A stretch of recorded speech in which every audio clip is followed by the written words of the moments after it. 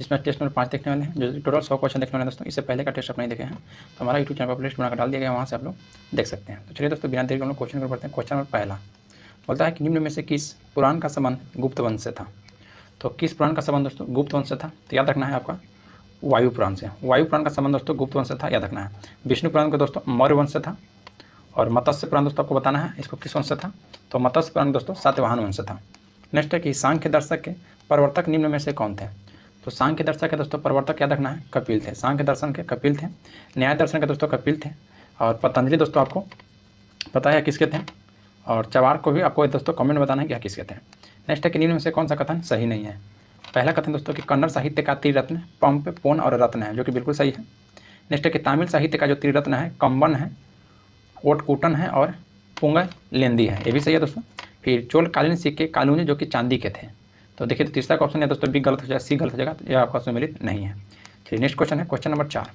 मोहम्मद गौरी का भारत पर पहला सफल आक्रमण किसके विरुद्ध हुआ था।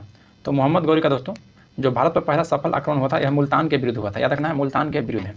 नेक्स्ट है कि विजयनगर आने वाला प्रमुख विदेशी यात्री में से कौन देवराय द्वितीय के समय आया था। तो देवराय द्वितीय के समय आया था दोस्तों अब्दुल रजाक, याद रखना है अब्दुल रजाक था, यह विदेश यात्री था दोस्तों। और यह देवराय द्वितीय के समय आया था, ऑप्शन नंबर बी आपका राइट हो जाएगा। याद रखना है निकोलो कांटी दोस्तों यह आपका इटली का निवासी था। नेक्स्ट है कि शिवाजी अष्टप्रधान में विदेश मंत्री को क्या कहा जाता था। तो शिवाजी के अष्टप्रधान में दोस्तों विदेश मंत्री को सुमंत कहा जाता था, याद रखिएगा। नेक्स्ट है क्वेश्चन नंबर आपका 7, बोला कि किस सिख गुरु को प्रारंभिक नाम लहना था। तो सिख गुरु के दोस्तों टोटल गुरु की बात किया तो टोटल 10 गुरु थे, जिसको प्रारंभिक लहना कहा जाता था वह दोस्तों जो सिख गुरु याद रखना है गुरु अंगद देव थे, गुरु अंगद देव। नेक्स्ट पाते हैं कि सुरक्षा प्रकोष्ठ की नीति से का संबंध किस गवर्नर जनरल से है। सुरक्षा प्रकोष्ठ नीति का संबंध क्या लॉर्ड कॉर्नवालिस का हो जाएगा, याद रखिएगा लॉर्ड कॉर्नवालिस का। निम्न में से किस विद्रोह से संबंधित चित्तर सिंह थे। तो चित्तर सिंह तो दोस्तों बताना है कि किस विद्रोह से संबंधित है, तो आपका हो जाएगा दोस्तों रामोसी विद्रोह, जो कि पश्चिमी घाट में हुआ था दोस्तों रामोसी विद्रोह, जिसके चित्तर सिंह के नेतृत्व में हुआ था। तो 9 का ऑप्शन बी आपका राइट हो जाएगा। नेक्स्ट पाते हैं दोस्तों, देखिए अहोम विद्रोह ऑप्शन सी में जो दिया गया है या गोमघर कुंवर के नेतृत्व में हुआ था, तो ऑप्शन नंबर सी का दोस्तों याद रखना है गोमघर कुंवर, जो कि असम के क्षेत्र में हुआ है। निम्न में से किसने 1906 ईस्वी में Indian society of oriental arts की स्थापना किया था। क्या दोस्तों रविंद्रनाथ टैगोर के द्वारा किया गया है, तो ऑप्शन डी हो जाएगा रविंद्रनाथ टैगोर। क्वेश्चन नंबर 11 बोल रहा है कि बाल गंगाधर तिलक द्वारा स्थापित होम रूल लीग के सचिव कौन थे। देखिए दोस्तों बाल गंगाधर तिलक के द्वारा जो स्थापित होम रूल लीग था इनके सचिव का नाम पूछ रहा है। क्या दोस्तों आपको एनसी गोलकर थे, एनसी केलकर याद रखना है, एनसी केलकर थे दोस्तों या सचिव के रूप में थे। और बाल गंगाधर तिलक के दोस्तों आपको बताना है, तो बताना के दोस्तों को बता दें कि महाराष्ट्र के क्षेत्र से होम रूल लीग का आंदोलन कर रहे थे। नेक्स्ट है कि बांटो और छोरो का नारा मुस्लिम लीग ने अपने किस अधिवेशन में दिया था। बांटो और छोरो का नारा, तो 12 का राइट हो जाएगा ऑप्शन नंबर सी कराची अधिवेशन में। कराची अधिवेशन में बांटो और छोरो का नारा दिया गया था। क्वेश्चन नंबर 13 कह रहा है कि कानून की आत्मा द राइट ऑफ लेज की रचना किसने किया था, यानी कि कानून की आत्मा का दोस्तों किसने किया था। तो दोस्तों राइट आंसर हो जाएगा 13 का ऑप्शन नंबर बी दोस्तों मॉन्टेस्क्यू, याद रखना है मॉन्टेस्क्यू। द स्पिरिट ऑफ लेज किसकी रचना है, तो मॉन्टेस्क्यू की। नेक्स्ट है कि असत्य का मिलान कीजिए। फ्रांसीसी साम्यवाद का जनक, तो सेंट साइमन हो जाएगा दोस्तों, जो कि सही है। फ्रांसीसी साम्यवाद का जनक सेंट साइमन को बोला जाता है। और फेबियन सोशलिज्म का नेतृत्व जॉर्ज बर्नार्ड शॉ ने किए थे, भी सही है। आदर्शवासी समाजवादी के प्रवक्ता थे रॉबर्ट ओवेन, ये भी सही है दोस्तों। तो ऑप्शन डी आपको हो जाएगा दोस्तों कि दुनिया का मजदूरों एक हो नारा यह किसने दिया था, तो रूसो ने, जो किया दोस्तों आपका कथन बिल्कुल गलत है 14 का, तो ऑप्शन नंबर आपका डी हो जाएगा। क्वेश्चन नंबर 15 कह रहा है कि अरुणाचल प्रदेश की सीमा निम्न में से किस देश के साथ नहीं लगता है। अरुणाचल प्रदेश को तो आपको दोस्तों म्यांमार से आपका सीमा साझा करता है, बांग्लादेश से नहीं करता दोस्तों, तो ऑप्शन बी हो जाएगा बांग्लादेश का सीमा साथ साझा नहीं करते, बाकी भूटान के साथ साझा भी करता है। और चीन के साथ दोस्तों म्यांमार का अरुणाचल प्रदेश का सीमा साझा होता है। नेक्स्ट है कि उत्तरी सह्याद्री की सर्वोच्च शिखर कौन है। उत्तरी सह्याद्री के दोस्तों जो सर्वोच्च शिखर है वो आपका कलसूबाई हो जाएगा, याद रखना है कलसूबाई। उत्तरी सह्याद्री ये तो कलसूबाई जो था दोस्तों आपको पश्चिमी में था, जो ऑप्शन यहाँ गलत हो जाएगा, क्योंकि दोस्तों यहाँ उत्तरी में कोई साथ यहाँ पश्चिमी सह्याद्री का, याद सह्याद्री दोस्तों पश्चिमी क्षेत्र में है, तो इसका कलसूबाई हो जाएगा, याद रखना है कलसूबाई सर्वोच्च शिखर है पश्चिमी सह्याद्री का। नेक्स्ट है कि किस चैनल जल अंतराल द्वारा मालदीव मिनिकॉय को अलग करता है। तो मालदीव और मिनिकॉय का अलग कौन सा करता है दोस्तों, तो 8 डिग्री चैनल, याद रखना है 8 डिग्री मालदीव और मिनिकॉय को। नेक्स्ट है जोआई, सुक्री और जोजारी किस नदी की प्रमुख सहायक नदी है। तो यह सभी दोस्तों लूनी नदी की सहायक नदी है, याद रखना है लूनी नदी का। नेक्स्ट है क्वेश्चन नंबर 19 की निम्न में से कौन सा झील तमिलनाडु व आंध्र प्रदेश के बीच सीमा साझा करता है। तो 19 का ऑप्शन यहाँ पर राइट हो जाएगा पुलिकट झील। पुलिकट झील जो है दोस्तों या तमिलनाडु और आंध्र प्रदेश के बीच का पुलिकट झील। क्वेश्चन नंबर 20 है कि होगेनकल भारचुकी बालमुरी जलप्रपात किस नदी पर अवस्थित है। तो याद रखना है कावेरी नदी पर अवस्थित है, किस पर, तो कावेरी नदी पर। नेक्स्ट है क्वेश्चन नंबर 21, बोल रहा है कि जलोढ़ मिट्टी के बारे में निम्न में से दिए गए असत्य कथन का चयन करें, मतलब कौन सा कथन आपका दोस्तों गलत है। पहला कथन है कि इसमें पोटास की बहुलता होती है, सही है दोस्तों। फिर बोला कि इसमें नाइट्रोजन, फास्फोरस और ह्यूमस की कमी होता है जलोढ़ मिट्टी में, ये भी सही है। नेक्स्ट है दोस्तों कि पुराने को खादर और नए को बांगर कहा जाता है, जो कि दोस्तों बिल्कुल गलत है। पुराने को दोस्तों खादर नहीं, पुराने को बांगर कहा जाता है और नए को खादर कहा जाता है, तो इसलिए ऑप्शन सी आपका गलत हो जाएगा, तो यह सुमेलित नहीं है। नेक्स्ट है कि असत्य मिलान का चयन कीजिए, ये भी दोस्तों मिलान करना है आपको। केंद्रीय कपास अनुसंधान केंद्र अहमदाबाद, जो कि दोस्तों केंद्रीय कपास अनुसंधान आपका अहमदाबाद नहीं है, तो जो कि ऑप्शन हो जाएगा यह आपका दोस्तों असत्य है। राष्ट्रीय चाय अनुसंधान केंद्र जोरहाट में हो जाएगा। राष्ट्रीय कॉफी दोस्तों चिकमंगलुरु में, और भारतीय तिलहन अनुसंधान संस्थान हैदराबाद में। क्वेश्चन नंबर 23 का रहा कि राजस्थान की देगाना किस खनिज पदार्थ के लिए प्रसिद्ध है। तो राजस्थान की दोस्तों जो देगाना है ना, वह टंगस्टन के लिए प्रसिद्ध है, याद रखिएगा, टंगस्टन के लिए। और राजस्थान का दोस्तों एक जगह का नाम है खेतरी, खेतरी याद रखना है। यह आपको दोस्तों तांबा के लिए प्रसिद्ध है। खेतरी किसके लिए है, तो यह दोस्तों आपका तांबा के लिए प्रसिद्ध है। नेक्स्ट है कि सर्वाधिक नगरीय जनसंख्या प्रतिशत वाला राज्य कौन है। तो सर्वाधिक नगरीय जनसंख्या प्रतिशत वाला राज्य आपसे पूछ रहा है दोस्तों, तो याद रखना है गोवा है सर्वाधिक नगरीय जनसंख्या वाला। नेक्स्ट है निम्न में से कौन परियोजना महाराष्ट्र में अवस्थित नहीं है। महाराष्ट्र में अवस्थित परियोजना दोस्तों निम्नलिखित में से कौन सा नहीं है। तो भीमा परियोजना दोस्तों महाराष्ट्र में है, जय कवारी परियोजना भी महाराष्ट्र में है, गिरना परियोजना भी महाराष्ट्र में है, तो ऑप्शन सी हो जाएगा वर्गीय परियोजना, जो कि महाराष्ट्र में नहीं है। नेक्स्ट है कि निम्न में से कौन राष्ट्रीय उद्यान असम में अवस्थित नहीं है। तो यह दोस्तों ऑप्शन डी हो जाएगा, याद रखना है क्लाउड लेपर्ड। क्लाउड लेपर्ड जो राष्ट्रीय उद्यान है असम में नहीं दोस्तों, बाकी मानस, नामेरी, रायमोना, यह सभी दोस्तों आपका असम में है। नेक्स्ट है कि मूल अधिकार के संबंधित निम्नलिखित निर्णयों का सही कालानुक्रम लिखें। तो पहला दोस्तों गोलक नाम बनाम, जो कि पंजाब, देखिए सबसे पहले बेरावारी बनाम था दोस्तों आया था, ये आपको मूल अधिकार के बारे में, तो 1 नंबर पर पैक हो जाएगा। फिर उसके बाद दोस्तों गोलक नाथ बनाम आए थे। फिर उसके बाद दोस्तों केशवानंद भारती बनाम आया था 1973 में। फिर मिनवा मिल्स बनाम, यह आपका 4 नंबर पर था। राइट आंसर हो जाएगा ऑप्शन नंबर 4 1 2 3 4 1 2 3।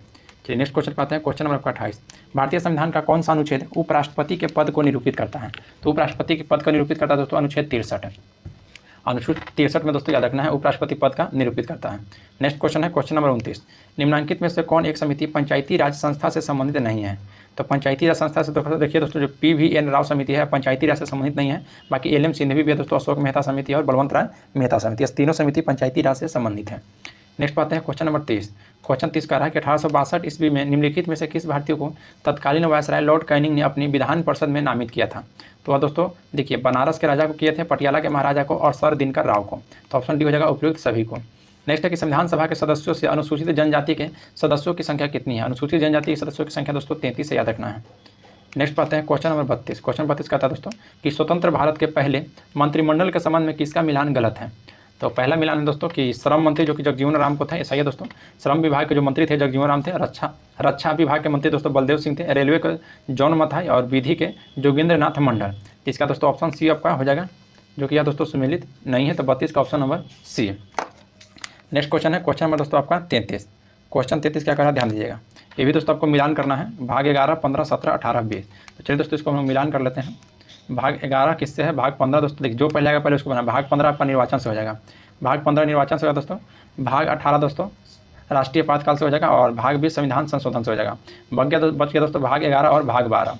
तो भाग जो 17 है दोस्तों ये आपको राजभाषा से है, और भाग 11 है तो संघ और राज्यों के बीच संबंध से है, संघ और राज्यों के बीच से संबंध से है। तो इसका राइट आंसर हो जाएगा दोस्तों आपका, यानी कि पहला हो जाएगा 3 और फिर दोस्तों 3 के बाद आ जाएगा 1 और 2, 3 1 2 3 1 2 4 5 3 1 2 4 5। देखते हैं किसमें हो जाएगा, तो ऑप्शन डी में दिया गया है 3 1 2 4 5, तो ऑप्शन डी आपका राइट हो जाएगा।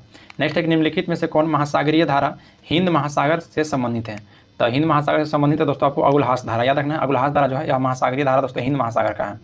नेक्स्ट देखिए हिंद महासागर के नाम दोस्तों अंतनामी इसका एक और उपनाम है रत्नागिरी हिंद महासागर को याद रखिएगा। और हिंद महासागर के आपका पश्चिम की बात की जाए दोस्तों तो हिंद महासागर के पश्चिम में आपका अरब सागर होता है, और हिंद महासागर का दोस्तों आपका पूरब में बंगाल की खाड़ी होता है। और दोस्तों इसको 7 समुद्र की कुंजी कहा जाता है, हिंद महासागर को याद रखिएगा। 7 समुद्र की कुंजी और शांत महाधारा भी महासागर कहते हैं इसको। नेक्स्ट है कि निम्नलिखित राष्ट्रपति उसके कार्यकाल के अनुसार व्यवस्थित कीजिए। तो 35 का दोस्तों ऑप्शन बी आपको हो जाएगा 4 1 2 3 4 1 2 3, यानी कि दोस्तों जाकिर हुसैन बने थे। उसके बाद दोस्तों बीबी गिरी, और उसके बाद ज्ञानी जल सिंह, और फिर बीके नारायण। नेक्स्ट है क्वेश्चन नंबर 36 कि डियागो गार्सिया कहाँ अवस्थित है। तो डियागो गार्सिया जो अवस्थित है दोस्तों ये आपको हिंद महासागर में है, हिंद महासागर में ही याद रखिएगा। नेक्स्ट है कि निम्नलिखित में से किसे स्वर्ण द्वार का नगर कहा जाता है। तो स्वर्ण द्वार का नगर किसे कहा जाता है, तो दोस्तों सैन फ्रांसिस्को को स्वर्ण द्वार का नगर कहा जाता है। नेक्स्ट है कि निम्नलिखित में से कौन भारत के प्रधानमंत्री बनने के पहले मुख्यमंत्री नहीं थे। तो भारत के प्रधानमंत्री से बनने से पहले दोस्तों कौन जो थे जो मुख्यमंत्री नहीं थे, तो दोस्तों चंद्रशेखर, याद रखना है चंद्रशेखर। नेक्स्ट है कि भारत में सबसे अधिक जैव विविधता संपन्न क्षेत्र कौन सा है। तो जैव विविधता संपन्न क्षेत्र दोस्तों याद रखना है भारत में कौन है, तो पश्चिमी घाट है। कौन सा, तो पश्चिमी घाट। नेक्स्ट है कि भारत में प्रोजेक्ट टाइगर नामक कार्यक्रम कब प्रारंभ किया गया था, तो 29 दोस्तों 29 को यानी कि 1973 में, 29 जुलाई 1973 को। नेक्स्ट है कि अम्ल वर्षा के लिए निम्न में से कौन सा ज़्यादा उत्तरदायी है, तो अम्ल वर्षा के लिए दोस्तों कौन सा उत्तरदायी है, SO2 और NO2। तो 41 का हो जाएगा दोस्तों ऑप्शन नंबर डी, ए और बी दोनों, ए और बी दोनों। नेक्स्ट पाते हैं क्वेश्चन नंबर 42 बोला कि भोपाल के यूनियन कार्बाइड फैक्ट्री में दुर्घटना कब हुआ था।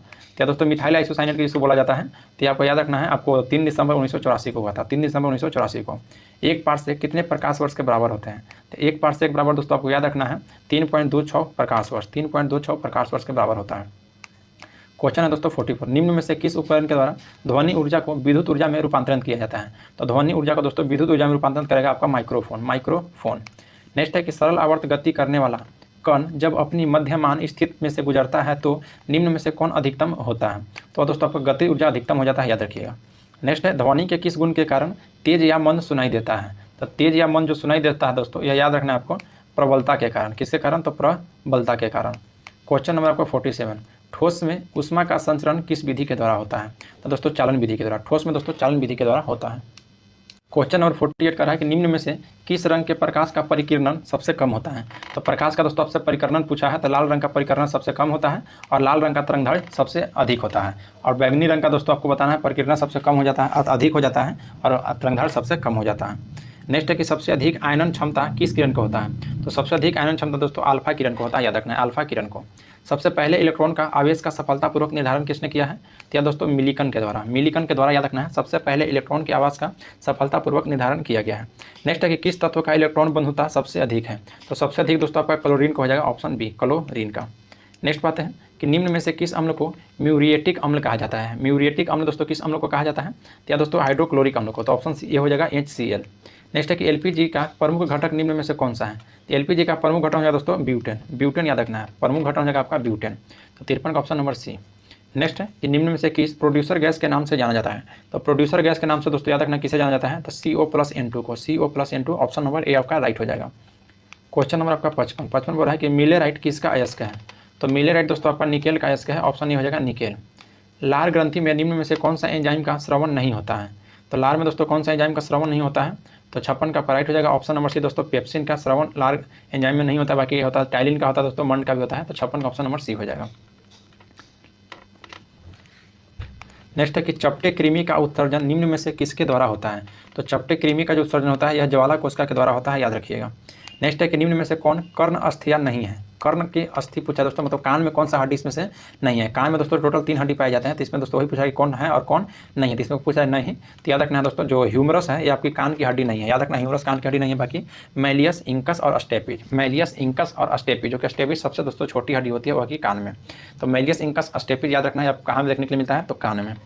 नेक्स्ट है कि निम्न में से कौन मोनोसेक्राइट है, तो मोनोसेक्राइट कौन सा है दोस्तों, तो मोनोसेक्राइट आपका इसमें हो जाएगा ऑप्शन नंबर जो आंसर का दिया गया है डी, यानी कि माल्टोज, यह दोस्तों मोनोसेक्राइट है। प्रोटीन शब्द का प्रयोग सर्वप्रथम किसने किया था, तो प्रोटीन शब्द का सर्वप्रथम प्रयोग दोस्तों बर्जेलियस के द्वारा किया गया है, याद रखिएगा। ये व्यान होस्क दोस्तों यह वायरस की खोज किए थे, और लिविन होग दोस्तों यह जीवाणु कोशिका के जीवित कोशिका की खोज किए थे, याद रखिएगा। नेक्स्ट है कालाजार किस परजीवी के कारण होता है, तो कालाजार दोस्तों सबसे पहले याद रखना है या किसके कारण होता है, तो दोस्तों परजीवी के कारण होता है, और किस परजीवी, तो आपका आ जाएगा दोस्तों लिस्मेनिया डोनावेनी, तो ऑप्शन नंबर ए आपका राइट हो जाएगा दोस्तों, कालाजार याद रखना है लिस्मेनिया डोनावानी के द्वारा होता है। प्लाज्मोडियम दोस्तों या मलेरिया होता है, प्लाज्मोडियम परजीवी के द्वारा दोस्तों याद रखना है मलेरिया, और एंट अमीबा जिन जो बेरिस है दोस्तों इसके द्वारा होता है आपका पायरिया, याद रखना इसके द्वारा क्या होता है आपका, तो पायरिया हो जाता है।